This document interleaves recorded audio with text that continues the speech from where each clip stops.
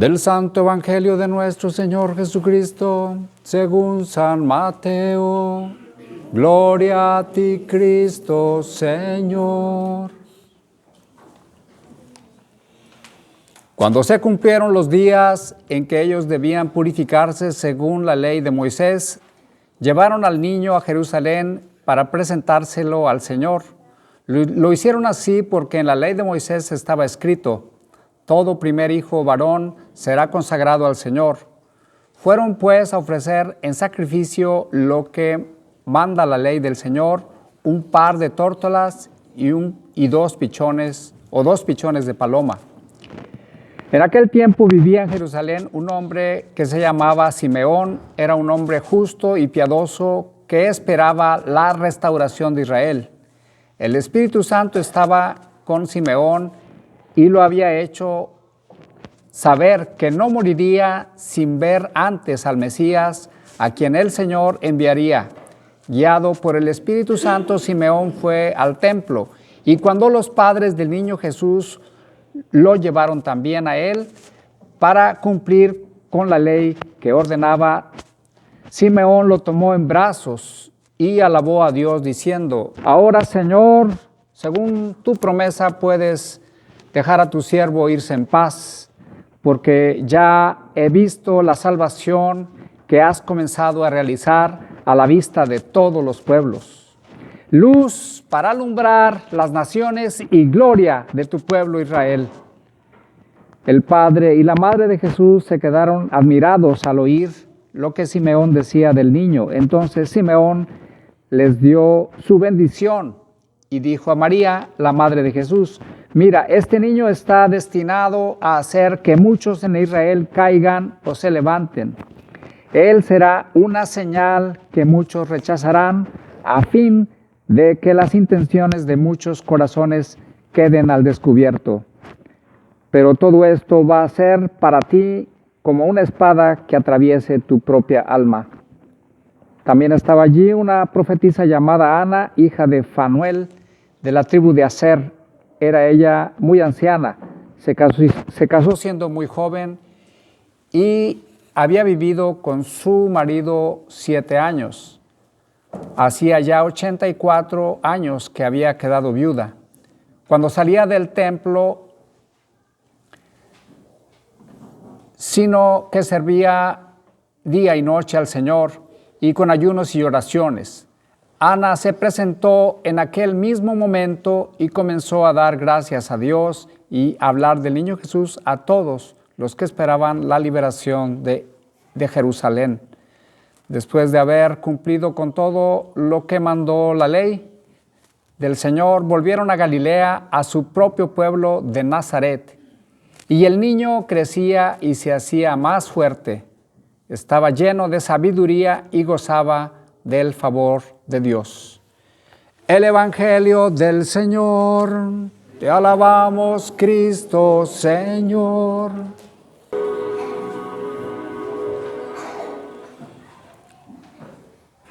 Espíritu de amor, espíritu de paz, espíritu de luz, espíritu de sabiduría, espíritu de amor a Dios, espíritu de amor al prójimo, espíritu de devoción a la Sagrada Comunión, espíritu de paz. Espíritu de trabajo. Se me andaba pasando, pero también hay que pedirle a Dios que nos dé espíritu de trabajo, ¿verdad? También. Vamos a alejar al mal espíritu. Espíritu de flojera, aléjate. Espíritu de adicciones.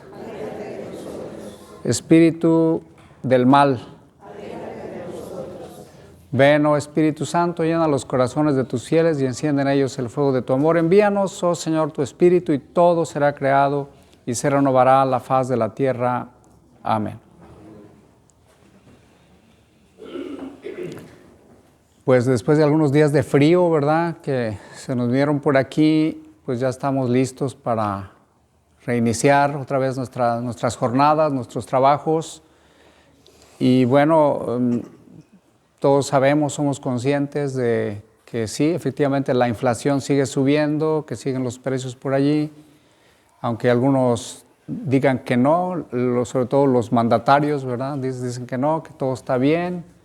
Pues a la hora de que va uno a comprar, pues se da cuenta que efectivamente las cosas siguen alzándose. Y bueno, en todo esto nosotros no podemos cerrar los ojos como el avestruz, ¿verdad? Que mete la cabeza allí, no pasa nada, ¿no? Sí está pasando, pero tenemos nosotros la fórmula de parte de Dios, que es la fe. La fe nos hace ir adelante y por eso oramos, espíritu de trabajo ven a nosotros, ¿verdad? Hay que pedirle a Dios pues, que nos dé esa fuerza para trabajar, para echarle ganas, para saber ahorrar también, ¿verdad? Las cosas que tengamos que saber ahorrar. Y bueno, en este contexto, ustedes saben, la palabra de Dios siempre tiene algo que iluminarnos para nuestra situación actual. Lo mismo, fíjense, José y María, cuando se cumplieron los 40 días, la cuarentena que le llamamos, ¿verdad? Se presentaron al templo para presentar al niño Jesús. Dice que ofrecieron un par de tórtolas o 2 pichones. Si vamos a leer bien el libro de Levítico, nos damos cuenta que la gente pobre era la que ofrecía 2 tórtolas o 2 pichones como una ofrenda para la presentación de su niño al templo. Eran la gente pobre. La gente rica, pues un cabrito, un borrego, hasta un toro. Llegaban así la gente bien billetuda, órale, aquí está mi toro, ¿verdad? Descuartícenlo y aquí inviten a todo el barrio, ¿verdad? Y bueno, José y María, ellos, bueno, sabían vivir en la pobreza y en la abundancia. Hay momentos donde podemos ver en la Sagrada Familia que estaban un poquito más holgados económicamente, pero también momentos en que la cosa no estaba tan abundante como este momento. La mayoría con niños pequeños sabe de qué estamos hablando. En aquel tiempo y ahora parece que más, ¿verdad? Pero siempre ha sido la misma situación, pero Dios pues nunca nos va a dejar.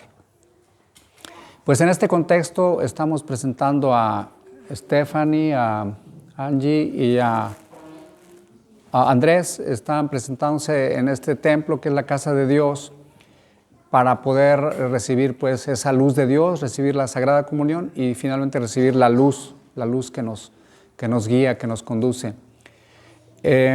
Quisiera ir así rapidito a esta primera lectura sobre el Mesías que debía presentarse en el templo.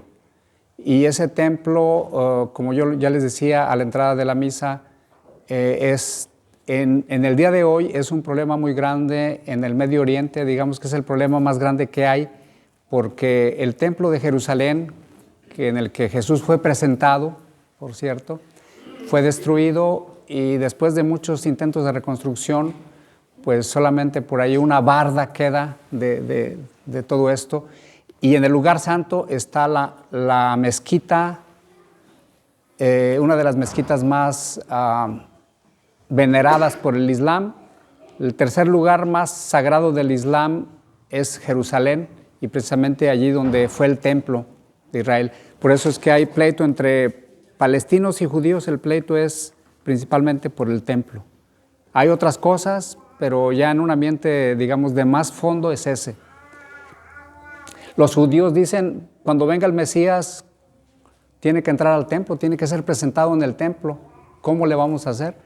Por eso ellos ya están preparados, dicen que en 3 días pueden, el templo ya con toda la tecnología que hay, en 3 días pueden levantar el templo con todo lo que hay, ¿verdad? Y eso nos damos cuenta cuando se levanta un nuevo Walmart o un nuevo Home Depot en 2, 3 patadas, ahí ya está el edificio. Pues ellos están preparados para eso y más. El problema es que ese terreno actualmente pertenece al Islam, está ahí una mezquita. Por eso, pues, es una situación bastante delicada. Cuando se llegara a presentar al anticristo, él haría las paces entre estos 2 pueblos y se supone, ¿verdad?, que algo por allí, una falsa paz, obviamente va a ser una falsa paz porque La Biblia habla de un falso pacto, ¿verdad?, con el anticristo y que finalmente pues, va a engañar al pueblo de Israel. Porque el Mesías ya llegó, el Mesías ya vino a los suyos y los suyos no le recibieron, pero a todos los que le recibieron nos ha dado el poder de hacernos hijos de Dios. Vino la luz al mundo, pero los hombres amaron más las tinieblas, porque sus obras eran malas. Vino Jesús a enseñarnos el camino, a enseñarnos los mandamientos de Dios, nos enseñó a perdonar. ¿Y qué fue lo que hizo la gente de aquel tiempo? Y que a veces de alguna manera hemos contribuido nosotros. Pues lo mandaron matar, pensaron que matando a Jesús eliminaban el problema, pero no sabían que al matar a Jesús, Jesús resucitando, vencería al pecado, a Satanás, a las tinieblas y vencería la muerte. Por eso esa luz de la resurrección pues es la que celebramos los domingos, es Cristo nuestro Señor. Y en ese contexto, una vez que José y María, regresando a esta escena del Evangelio de hoy, se presentan en el templo, aparece un tal Simeón. Simeón, una persona sabia que estaba toda su vida, la había dedicado a esperar el Mesías. Dios le había prometido que él no iba a morir hasta que no viera al Mesías. Y ahora sí que fíjense cómo son las cosas, ¿verdad?, de Dios. En el mismo momento que él llegó también San José y la Virgen y agarró al niño. Ahora sí que son mucho como la cultura latina, ¿verdad?, que nace un niño y ya lo quieren abrazar. Bueno, así es la mayoría. En otras culturas no se hace tanto eso, ¿verdad? Especialmente la cultura obviamente que yo más conozco, la mexicana, casi es muy, muy normal, ¿verdad?, que las familiares van y quieren abrazar al niño y cargarlo, ¿verdad?, que con cuidado, ¿verdad? Pero así Simeón, ¿verdad?, también dijo, préstemelo para acá. Agarró al niño y empezó a decir una serie de bendiciones y de cosas de lo que sería de Jesús. Este niño va a ser la salvación, pero también a través de este niño muchas intenciones de los corazones se van a poner manifiestos. Ante Jesús se pone de manifiesto quién quiere seguir el bien o quién quiere estar en el mal. Y dice, va a servir para que muchos sean levantados, pero también muchos para que muchos sean caídos, ¿verdad? Y de hecho, pues lo sabemos, hoy en día muchos de los perseguidores de la fe cristiana pues son desafortunadamente muchos judíos o de descendencia judía.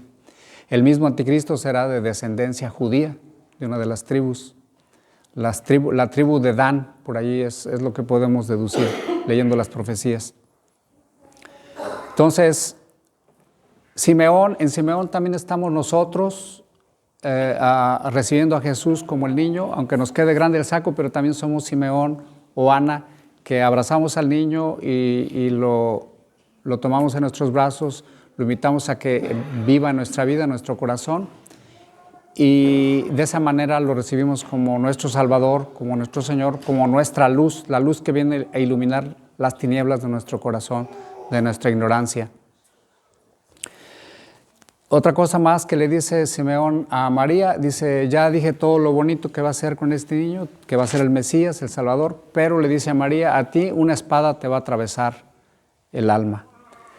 La vida como cristianos no es fácil, nunca lo ha sido, ni lo será, y para nosotros también pues es importante que sepamos que Dios nos da la fuerza, la fe, nos da el valor para enfrentar las situaciones difíciles que se van a vivir como humanidad.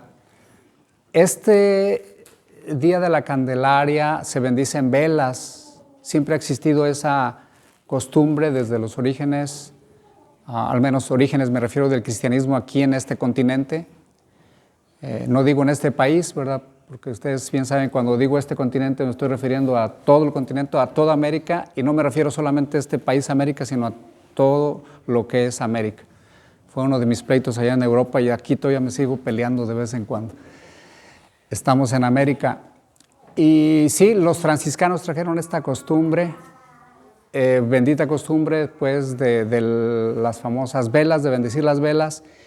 Hay una profecía sobre los 3 días de oscuridad y esto quiero que lo sepan, no solamente santos de, digamos así, de un perfil bajo, sino santos de perfiles altísimos, como el Padre Pío, por mencionarles alguno, estigmatizado del siglo pasado, que pues, es un hombre, simplemente un hombre de Dios.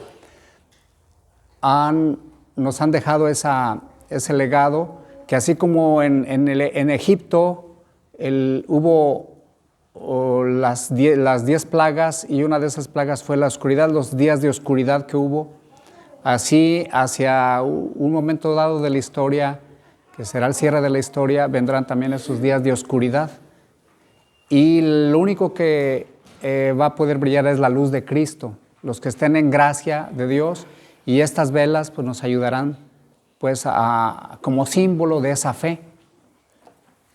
A veces la gente pone demasiado énfasis en la vela en sí misma, pero más bien es porque esa vela a gente que diga, bueno, esta vela me va a servir a mí, pero si esa gente es malvada, perversa, que es contra Dios, contra los mandamientos, aunque ponga 1000 velas, pues no le van a prender, porque eso tiene que estar conectado con la fe y la coherencia en la esperanza del Salvador, ¿verdad? Tu coherencia de vida y que aceptas a Cristo como tu Salvador, como tu Señor. Pues para resumir y para ir terminando, el día de hoy es un día para encender nuestras velas, las velas de nuestra fe, de nuestra esperanza, de nuestra caridad y finalmente pues la luz que es Cristo, que ha venido a iluminar nuestros corazones. Vamos a pedir a Dios que ilumine pues nuestra vida y que nuestra fe hoy sea aumentada y que reciba ahora sí que una nueva unción del Espíritu Santo para que podamos iluminar a otros también. Porque a veces siempre pensamos, bueno, que aunque me bendiga Dios a mí, pero bueno, sí, pero también hay que pensar que hay mucha gente que vive necesitada pues de una palabra del Evangelio, una palabra de Jesús. Al encender estas velas, como dice Jesús, ustedes son la luz del mundo. Una luz no se puede esconder debajo de la cama, sino que se pone en un lugar en alto para que ilumine. Vamos pues ahorita que en un momento más bendigamos esas velas, las velas de los que van a hacer la primera comunión, pero también de algunos de nosotros, ojalá todos, la mayoría. Yo los invito a que trajeran sus velas, si no, por aquí tengo algunas, espero que al menos por familia pueda alcanzar. Vayamos simbólicamente a encender nuestra fe, nuestra esperanza y nuestro amor a Dios y al prójimo. El Señor nos bendiga en el nombre del Padre, del Hijo y del Espíritu Santo. Amén.